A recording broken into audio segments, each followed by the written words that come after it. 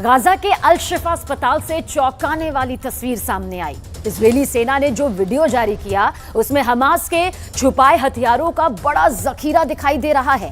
Israeli सेना अस्पताल को इंच दर इंच खंगाल रही है, यानी बेहद करीबी से। और दूसरी तरफ हमास के टॉप लीडर्स इस्माइल हानिया की तलाश में उसके ठिकाने पर इजरायली एयरफोर्स के फाइटर जेट ने बम बरसा दिए हैं। इजरायल इस वक्त जबरदस्त अटैक मोड में है।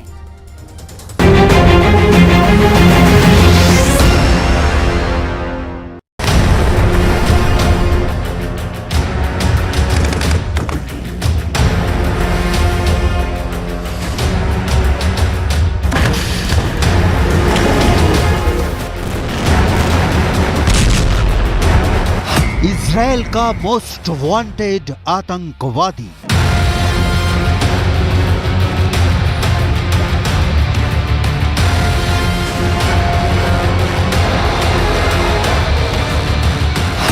मोसाद को हमास लीडर इस्माइल हानिया की तलाश।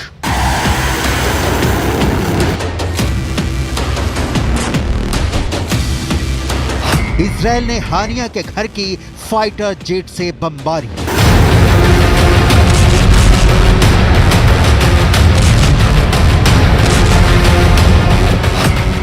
नहीं मिला हानिया। गाजा की सुरंग से कहां गायब हो गया हानिया।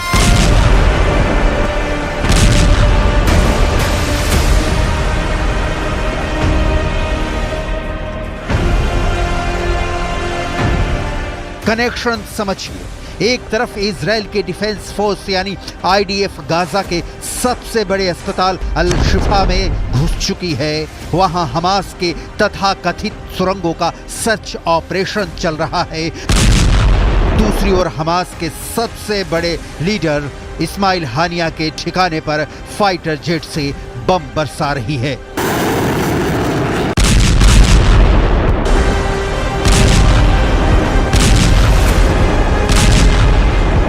इस्माइल हानिया जिसके हाथों में हमास की कमान है, जो most wanted Osama bin Laden के मारे जाने के खिलाफ है, जिसके दुनिया के कई मुस्लिम देशों में अच्छे ताल्लुकात हैं, कभी कतर कभी तुर्की में रहने वाला इस्माइल हानिया इस वक्त कहां है? इसके डिटेल में जाने से पहले हानिया के घर पर हुई फाइटर जेट के हमले की रिपोर्ट देख लेते हैं। दरअसल इजरायल गाजा पट्टी के एक एक इंच को तबाह कर रहा है। दरअसल इस्माइल हानिया की तलाश में फाइटर जेट से भी इजरायल ने बम बरसाए हैं, लेकिन अब तक इस्माइल हानिया का पता नहीं है। और इजरायल का दावा है कि इस घर में वो अपने आतंकियों के साथ बैठक करता था। दरअसल बीच में खबरें आई कि वो एक बंकर में छिपा है। बंकर का संपर्क भी काटा गया, लेकिन बावजूद इसके पूरी तरह से इस्माइल हानिया अब तक इजरायल की पकड़ से बाहर है और अब तक उसकी तलाश इजरायल नहीं कर सका है। इजरायल के लिए क्यों इतना अहम है इस्माइल हानिया का पकड़ा जाना? हानिया को जिंदा या मुर्दा पकड़ने से इजरायल को कैसे होगा फायदा? हानिया के खिलाफ इजरायल के पास क्या सबूत हैं? हमास का टॉप लीडर हानिया इस वक्त कहां छुपा है? इन सारे सवालों का जवाब डिटेल में जानेंगे, लेकिन उसके पहले उस अल शिफा अस्पताल के एमआरआई मशीनों की बात, जिसकी आड़ में हमास ने हथियार छिपाए थे। इजरायली फोर्स ने अल शिफा अस्पताल में सर्जरी रूम में मशीनों के पीछे हमास के हथियार गोदामों की तस्वीरें पेश की हैं। इन तस्वीरों में दिख रहा है कि कैसे हमास ने अस्पताल में कई जगहों पर जखीरे जुटा रखे हैं। इन हथियारों की डिटेल आगे दिखाएंगे। उसके पहले अस्पताल में जारी इजरायल के ऑपरेशन की डिटेल देख लीजिए। गाजा के अल शिफा अस्पताल में आईडीएफ का ग्राउंड ऑपरेशन जारी है। इजरायल के कई टैंक अस्पताल कैंपस में मौजूद हैं। इजरायली सेना का दावा है कि अस्पताल में हमास के हथियार, खुफिया सामान और कई मिलिट्री इक्विपमेंट्स मिले हैं। इजरायल का दावा है कि अस्पताल में हमास का हेडक्वार्टर, इंटेलिजेंस सेटअप और यूनिफॉर्म्स मिले हैं।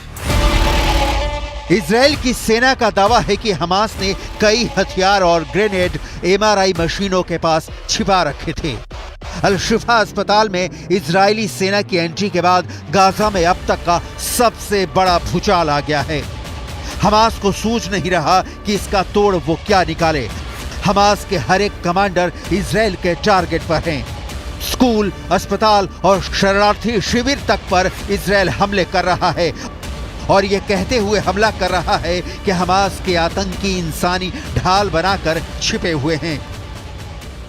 गाजा पट्टी के जर्रे जर्रे में इजराइल बारूद बिछा रहा है, चाहे अस्पताल हो या हमास नेता इस्माइल हानिया का ठिकाना। दरअसल इजराइल का एक ही टारगेट है कि अपने बंधकों को छुड़ाना, जिनकी संख्या 240 के करीब है। और इसके लिए इजराइल हमास से दया की मांग नहीं कर रहा, बल्कि हमास को दहला रहा है। अल शिफा अस्पताल पे हमले को भी हमास ने भले ही नरसंहार करार दिया हो, लेकिन अल शिफा अस्पताल के अंदर इजराइल की सेना घुसी और वहां से मिले हमास के हथियार भी इस वक्त इजराइल की सेना के पास हैं। इजराइल 7 अक्टूबर के उस हर गुनहगार की तलाश कर रहा है जिसका हमले में हाथ तो दूर उंगली भर तक शामिल थी। हमास के 60 से ज्यादा कमांडरों को इजराइल की डिफेंस फोर्स मौत की नींद सुला चुकी है। हमास के लड़ाकों की तलाश में इजराइल ने 4000 से ज्यादा हमले किए हैं। इन हमलों में 11000 से ज्यादा फिलिस्तीनी मारे जा चुके हैं और सिलसिला जारी है। अल शिफा अस्पताल के भीतर पानी नहीं है, बिजली नहीं है। गंभीर हालात में जो मरीज हैं वो दम तोड़ते दिख रहे हैं। लेकिन न हमास बंधकों को रिलीज कर रहा है और न इजराइल हमास की सुरंगें तलाश लेने के दावे के बाद ही अस्पताल को अपने चंगुल से बख्श रहा है। कारण क्या है? पश्चिमी मीडिया में इसे लेकर कई तरह की रिपोर्ट छप रही हैं, लेकिन हल किसी भी पन्ने पर दर्ज नहीं दिख रहा। गाजा के सबसे बड़े अस्पताल की सबसे लेटेस्ट तस्वीरें देखिए।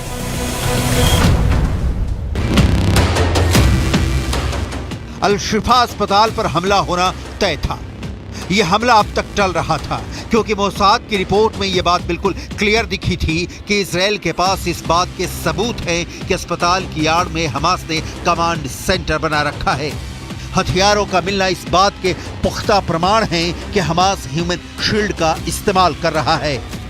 स्कूल, अस्पताल, मस्जिद और शरणार्थी शिविरों को हमास ने छुपने का ठिकाना बना रखा है। इन जगहों पर हमले होने के बाद हमास नरसंहार की नई परिभाषा लेकर सामने आता है। आपको याद होगा कि हमास कह चुका है कि वो 7 अक्टूबर जैसे इजराइल के खिलाफ क्रूर हमले बार बार करेगा जब भी मौका मिलेगा। हमास का मानना है कि इजराइल जैसा देश अस्तित्व में ही नहीं होना चाहिए, क्योंकि इजराइल जिस ज़मीन को अपना कहता है वो दरअसल फिलिस्तीनियों की है। हमास का इरादा क्लियर है, इसीलिए इजराइल का एक्शन भी बिल्कुल साफ है, मतलब गाजा पर कंप्लीट कंट्रोल।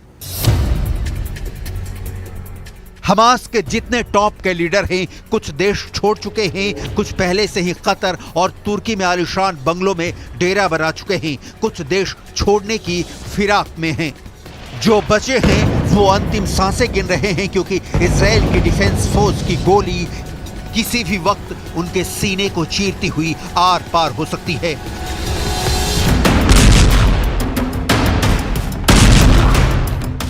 हमास का अंतिम लड़ाका जब तक जिंदा है, इजराइल ने नहीं रुकने की सौगंध खाई है।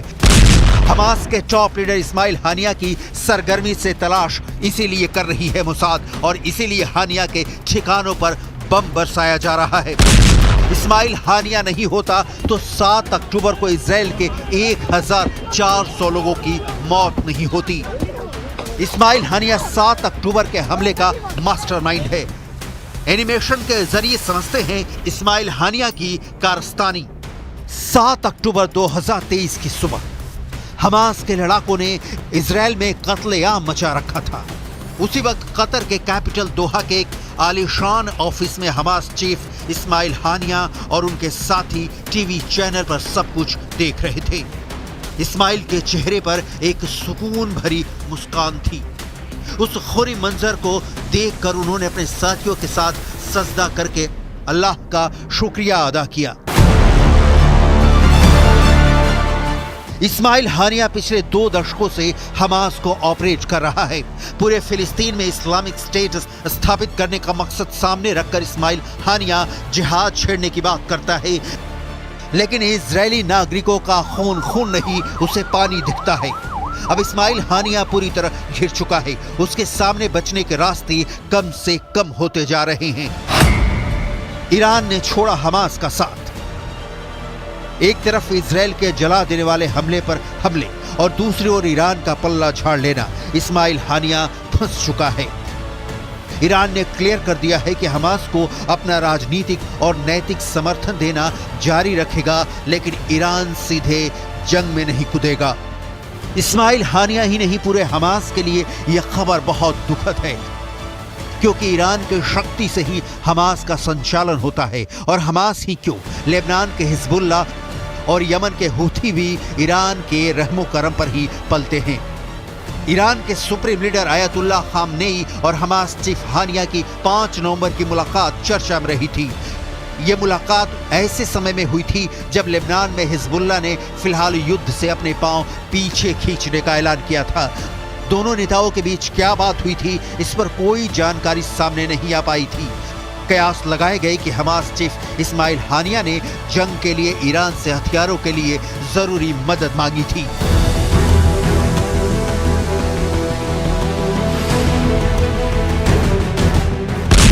ईरान ने साथ छोड़ दिया है।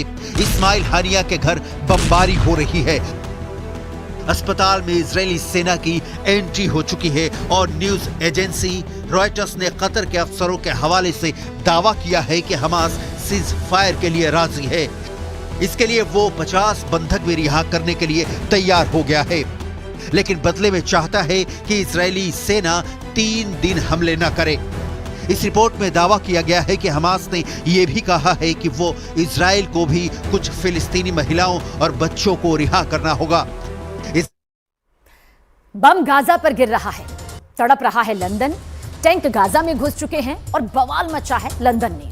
एयर स्ट्राइक गाजा में हो रही है और घाव लंदन में नजर आ रहे हैं। ये सब सुनकर आपको यकीन नहीं हो रहा होगा, अजीब लग रहा होगा, लेकिन ये 100% सच है।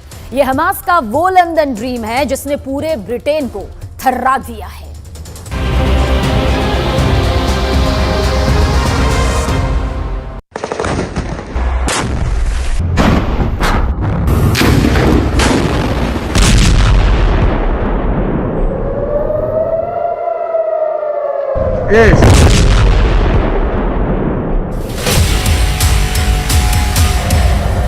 जंग लड़ी जा रही है गाजा पट्टी में, लेकिन तूफान खड़ा हो गया है लंदन में।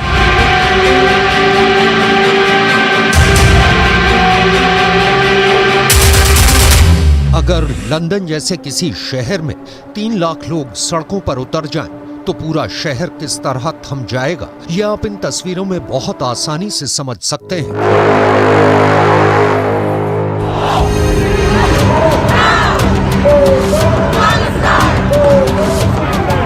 लंदन में इन दिनों माहौल कुछ ऐसा ही है।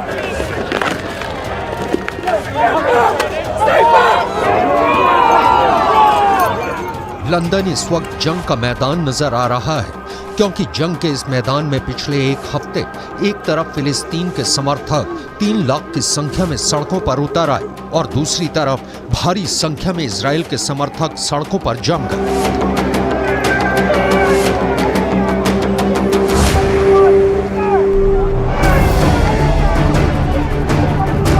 ब्रिटेन के कई अखबारों में रिपोर्ट्स हैं कि इजराइल और हमास के समर्थक भिड़ गए, हाथापाई की नौबत आ गई।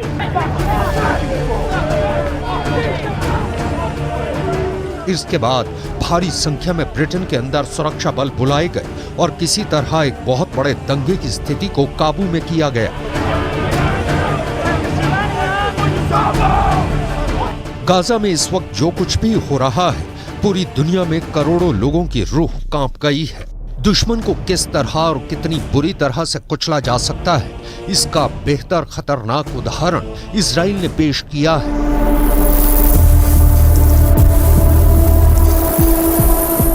अगर तस्वीर देखेंगे तो शायद आंखें फट जाएं, क्योंकि गाजा पट्टी के अंदर इजराइल धीरे धीरे अपनी जड़ों को गहरा कर रहा है और इस खूनी गदर के बीच में सैकड़ों लोग ऐसे नजर आ रहे हैं जो मलबों के अंदर अपने परिवार के सदस्यों की लाशों को तलाश कर रहे हैं।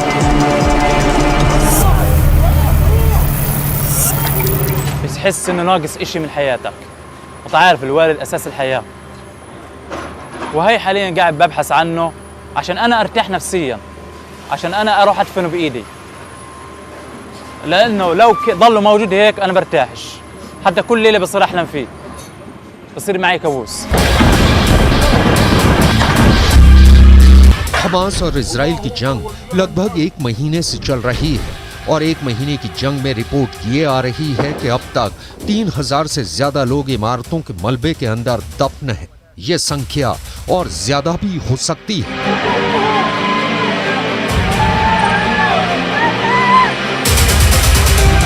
अभी हम आपको एक ऐसे व्यक्ति की तस्वीर दिखा रहे हैं जिसके परिवार के 10 लोगों की मौत इजराइल की एयर स्ट्राइक में हो गई है और परिवार का खुशकिस्मत सदस्य बाकी परिवार के सदस्यों की लाशों को मलबे के अंदर से निकालने की कोशिश कर रहा है।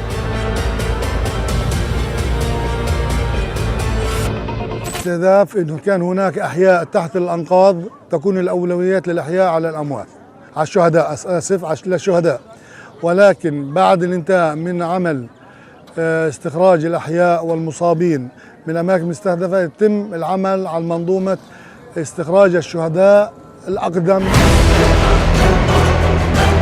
जंग को 1 महीने से ज्यादा हो गया। अगर कोई 1 महीने से मलबे में दबा हो तो उसका जिंदा रह पाना तो लगभग नामुमकिन है, लेकिन किसी तरह उसका अंतिम संस्कार किया जा सके, इसकी जद्दोजहद के लिए भी गाजा पट्टी में गली गली में सैकड़ों जंगें लड़ी जा रही हैं।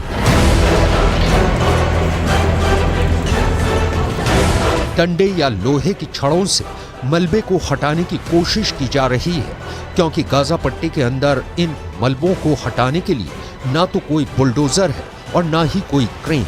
गाजा पट्टी को बारूद का रेगिस्तान कहें या मलबे का शहर, गाजा पट्टी दर्द की पट्टी बन चुका है।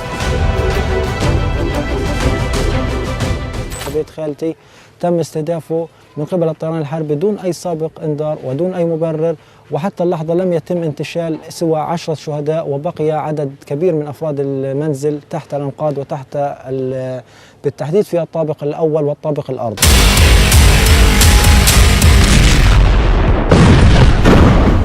दूसरी तरफ हमास जो इस तबाही का साझेदार है और जिसने इस तबाही की रूपरेखा को तैयार करने के लिए 7 अक्टूबर का आतंकवादी हमला किया था, वो बिल्कुल घुटने पर नजर आ रहा है। अब पछताए क्या हो तो जब चिड़िया चुग गई खेत, ये कहावत हमास पर बिल्कुल फिट बैठती है। दरअसल गाजा पट्टी और खासकर उत्तर गाजा के बड़े हिस्से पर आज की तारीख में इजराइल का कब्जा हो गया है और वहां सरकार नाम की कोई चीज न के बराबर है। लेकिन हमास का रवैया वैसा ही है जैसे कि उसका पूरा कंट्रोल गाजा पट्टी पर है और वहां उसी की सरकार है। इसे कहते हैं रस्सी जल गई लेकिन बल नहीं गया। हमास ने इजराइल के सामने एक ऑफर रखा है और वो प्रस्ताव ये है कि इजराइल के 50 बंधक रिहा कर देगा, लेकिन बदले में उसे 3 दिन का संघर्ष विराम करना होगा और कुछ फिलिस्तीनी बंधकों को भी रिहा करना होगा। दूसरी तरफ इजराइल के प्रधानमंत्री बेन्यामिन नेतन्याहू आखिर क्या चाहते हैं, ये अमेरिका को भी पता नहीं चल रहा है। एक तरफ नेतन्याहू ये बयान दे रहे हैं कि बंधकों को रिहा करना उनकी प्राथमिकता है और दूसरी तरफ हमास लगातार बयान दे रहा है कि हम बंधक रिहा करना चाहते हैं, लेकिन इजराइल की तरफ से इस पर कोई प्रतिक्रिया नहीं आती।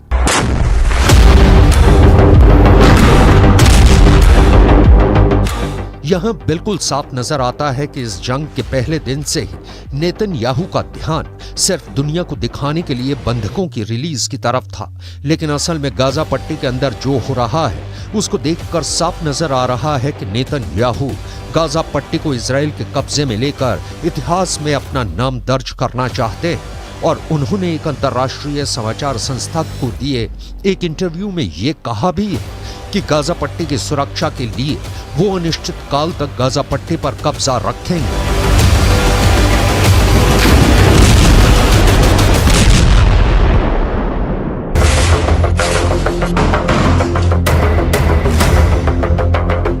बंधकों को रिहा करने के हमास के प्रस्ताव से साफ है कि हमास घुटने टेकने की मुद्रा में आ चुका है, लेकिन इजराइल हमास के घुटनों को तोड़ना चाहता है। एक तरफ इजराइल गाजा पट्टी पर कड़कती हुई बिजली बनकर टूटा है और दूसरी तरफ इजराइल अपनी प्रोपेगेंडा मशीन को भी जबरदस्त तरीके से इस्तेमाल कर रहा है। कल पूरी दुनिया में एक तस्वीर वायरल हो रही थी जिसमें कि ये दिखाया जा रहा था कि अल शिफा अस्पताल के अंदर इजराइल ने चिकित्सा सामग्री पहुंचाई है। और आज एक और तस्वीर पूरी दुनिया में दिखाई जा रही है कि एक फ्यूल टैंक यानी ईंधन गाजा पट्टी के अंदर रफा क्रॉसिंग के माध्यम से पहुंच रहा है। पूरे 1 महीने और 5 दिन के बाद गाजा पट्टी के अंदर फ्यूल आया है, ईंधन आया है।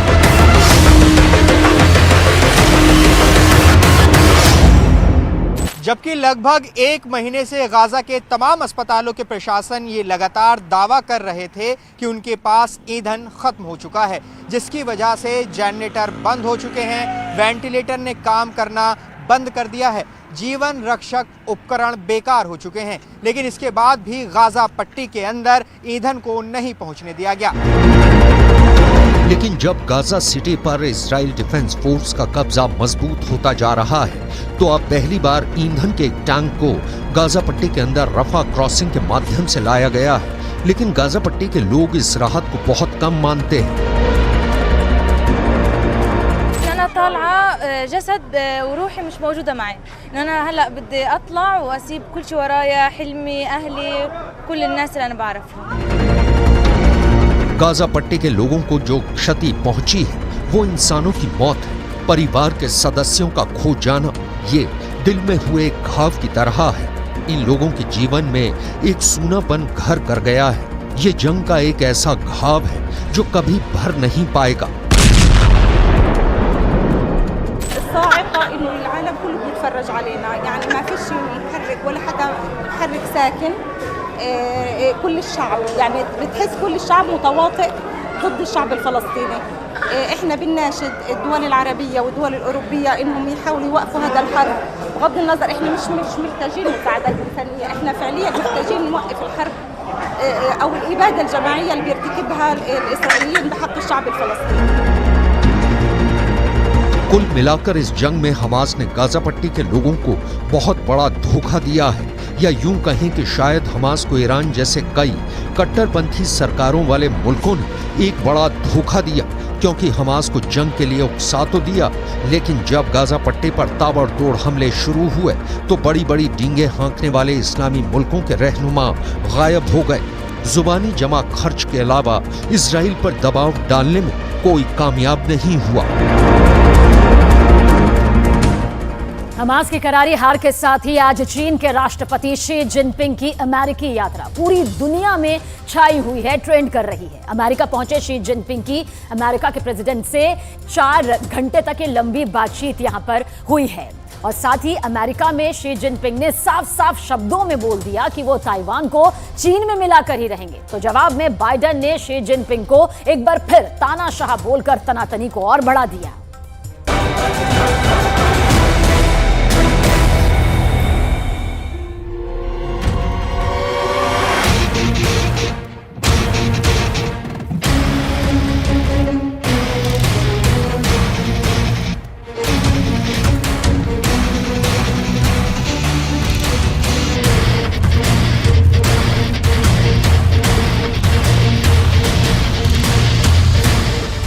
बरसों से चली आ रही तनातनी के बीच चीन के राष्ट्रपति अमेरिका पहुंचे। गले शिकवों के साथ अमेरिका के प्रेसिडेंट जो बाइडेन से मिले। दोनों की मुलाकात हुई, 4 घंटे तक लंबी बात हुई। चीन के राष्ट्रपति के साथ बैठक में बाइडेन ने साथ काम करने का वादा किया, लेकिन बैठक से बाहर निकलते ही भड़क उठे बाइडेन।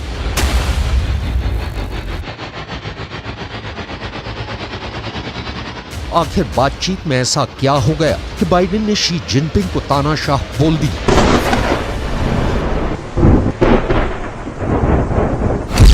शी जिनपिंग की धमकी नंबर 1, ताइवान को चीन में मिलाकर रहेंगे। शी जिनपिंग की धमकी नंबर 2, अमेरिका ताइवान को हथियार देना बंद करे। शी जिनपिंग की धमकी नंबर 3, अमेरिका चीन को दबाना बंद करे। शी जिनपिंग की धमकी नंबर 4, धरती इतनी बड़ी है कि यहाँ दोनों सुपर पावर रह सकती हैं।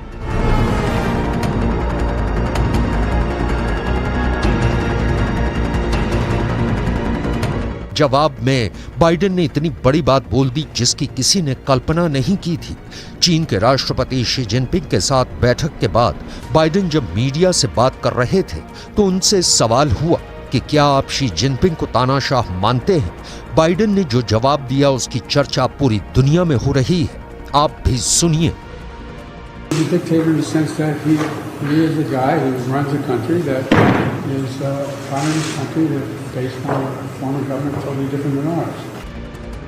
शी जिनपिंग एशिया प्रशांत आर्थिक सहयोग शिखर सम्मेलन में शिरकत करने अमेरिका पहुंचे हैं। बाइडेन ने इसी साल जून में जिनपिंग को तानाशाह कहा था। इस पर चीन में काफी तीखी प्रतिक्रिया हुई थी। बाइडेन के इसी बयान को याद दिलाते हुए उनसे सवाल किया गया कि अब वो अपने पुराने बयान पर क्या सोचते हैं, जिस पर बाइडेन ने कहा कि जिनपिंग की सरकार हमारी सरकार से बिल्कुल अलहदा है। वो कम्युनिस्ट विचारधारा को मानने वाले देश के शासक हैं, इसलिए मैं उनको तानाशाह कहने वाले अपने बयान पर कायम हूं। अमेरिका और चीन के बीच की तनातनी किसी से छिपी नहीं है। इससे भी इनकार नहीं किया जा सकता कि सुपर पावर अमेरिका को चुनौती देने के लिए चीन अपनी ताकत बढ़ाने में जुटा है, जिसकी एक झलक बाइडेन के साथ बातचीत में भी दिखी, जब शी जिनपिंग ने कहा कि धरती इतनी बड़ी है कि यहाँ दोनों सुपर पावर रह सकती हैं।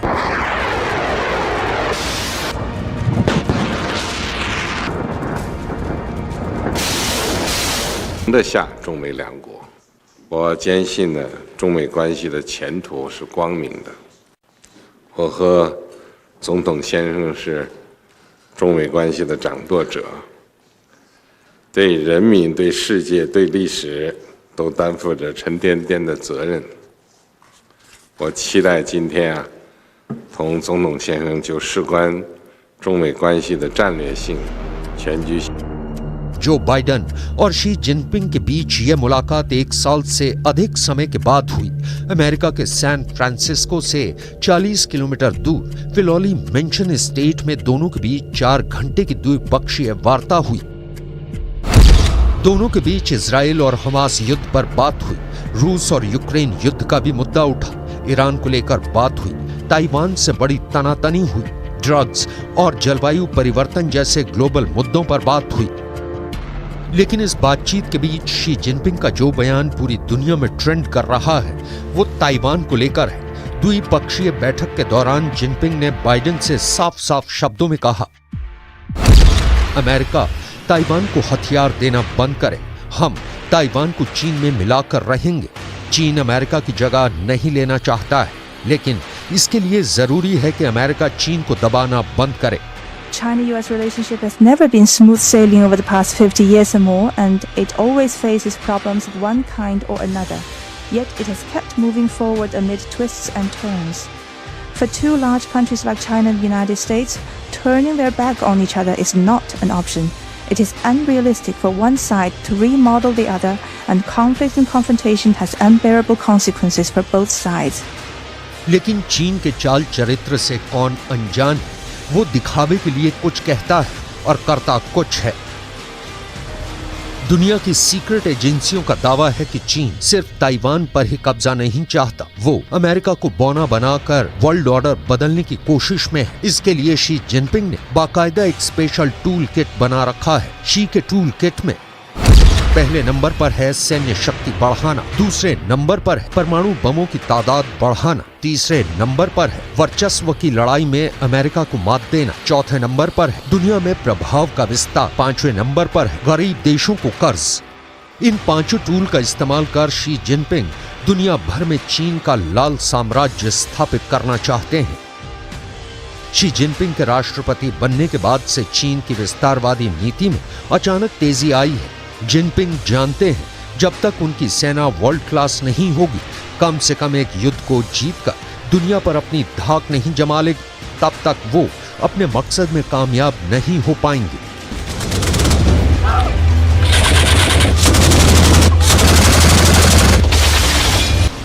विदेशी मीडिया के मुताबिक पुतिन को साथ लेकर शी एक ऐसे युद्ध की तैयारी में है जिससे वर्ल्ड ऑर्डर बदला जा सके, जिससे अमेरिका का वर्चस्व हमेशा के लिए समाप्त हो सके। पुतिन के साथ मिलकर शी जिनपिंग ने महाविनाश की ऐसी प्लानिंग की है जिसे सुनकर अमेरिका के पसीने छूट रहे हैं। अमेरिका के रक्षा मंत्रालय पेंटागन की सरकारी वेबसाइट पर प्रकाशित इस रिपोर्ट को पढ़िए। इसमें साफ साफ और मोटे मोटे शब्दों में लिखा है, रूस कथित तौर पर चीन को समृद्ध यूरेनियम की आपूर्ति कर रहा है। समृद्ध यूरेनियम की आपूर्ति का मतलब है परमाणु बम के कच्चे माल की सप्लाई, एक ऐसी सप्लाई जो बहुत बड़े युद्ध की वजह बन सकती है, क्योंकि उस युद्ध में एक तरफ होंगे रूस और चीन तो दूसरी तरफ होगा दुनिया का सुपर पावर अमेरिका। अमेरिका से जंग का मतलब है नेटो से जंग, यानी एक ओर रूस और चीन 2 देश होंगे, दूसरी ओर नेटो के 30 देश होंगे। पश्चिमी मीडिया ने यह दावा किया है कि पुतिन के साथ मिलकर चीन अपनी परमाणु ताकत को बढ़ाने की तैयारी में है। अमेरिका सपने में भी ये नहीं चाहता कि चीन अपने परमाणु बमों की तादाद बढ़ाए, क्योंकि अमेरिका अच्छी तरह से वाकिफ है कि अगर चीन ने अपने परमाणु बमों की संख्या बढ़ा ली तो फिर उसे रोक पाना मुश्किल ही नहीं, नामुमकिन हो जाएगा। पश्चिमी मीडिया का दावा है कि चीन बड़ी संख्या में एटम बम बनाने में जुटा है, जिसमें पुतिन उसका खुलकर साथ दे रहे हैं। अमेरिकी खुफिया एजेंसियों के मुताबिक रूस ने बड़ी मात्रा में न्यूक्लियर फ्यूल चीन को दिया है। पश्चिमी मीडिया का दावा है कि ये घटना दिसंबर 2022 की है, लेकिन जानकारी अब सामने आई है। खबर है कि जिस द्वीप पर न्यूक्लियर फ्यूल भेजा गया वहां चीन का परमाणु रिएक्टर है। दावा है कि रूस से ताइवान के उत्तरी तट से 220 किलोमीटर दूर चांग बियाओ नाम के द्वीप पर बड़ी मात्रा में न्यूक्लियर फ्यूल की सप्लाई की गई है। दावे के मुताबिक इस द्वीप पर चीन 2 फास्ट ब्रीडर रिएक्टर बना रहा है। पहले रिएक्टर का काम पहले ही पूरा हो चुका है और दूसरा 2026 में चालू हो जाएगा। अमेरिकी खुफिया एजेंसियों के मुताबिक चीन अब वहां परमाणु हथियारों में इस्तेमाल होने वाले प्लूटोनियम का उत्पादन शुरू करने की तैयारी में है, जिसकी मदद से चीन अगले 12 साल में अपने परमाणु हथियारों के जखीरे को 4 गुना बढ़ा लेगा और ऐसा होने पर चीन अमेरिका और रूस की बराबरी कर लेगा। पेंटागन की रिपोर्ट में दावा किया गया है कि चीन ने 400 परमाणु बम बना लिए हैं। पेंटागन की सीक्रेट रिपोर्ट में दावा किया गया है कि चीन 2027 तक 700 परमाणु हथियार बना लेगा। वहीं 2030 तक अपने जखीरे में लगभग 1000 परमाणु हथियार जमा कर लेगा और 2035 तक चीन के परमाणु तहखाने में 1500 परमाणु हथियार तैयार हो जाएंगी। चीन का ये प्लान उसके दुश्मनों और खासकर अमेरिका के लिए खतरे की घंटी से कम नहीं है, क्योंकि ताइवान को लेकर चीन और अमेरिका के बीच पहले से ही तनातनी चल रही है। चीन ने 2020 से अपने आईसीबीएम भंडार को 2 गुना कर लिया है। चीन के पास अब 300 आईसीबीएम और 300 ही आईसीबीएम लॉन्चर है, जो कि अभी भी अमेरिका से कम है। अमेरिका के पास 400 आईसीबीएम और 450 आईसीबीएम लॉन्चर है। इंटरकॉन्टिनेंटल बैलिस्टिक मिसाइल तादाद में भले ही अमेरिका के पास ज्यादा है, लेकिन दावा है कि चीन ने अमेरिका के मुकाबले अधिक परमाणु बम अपने आईसीबीएम पर लगा रखे हैं और आईसीबीएम पर परमाणु बम का सीधा सा मतलब है अमेरिका तक चीन की परमाणु पहुंच।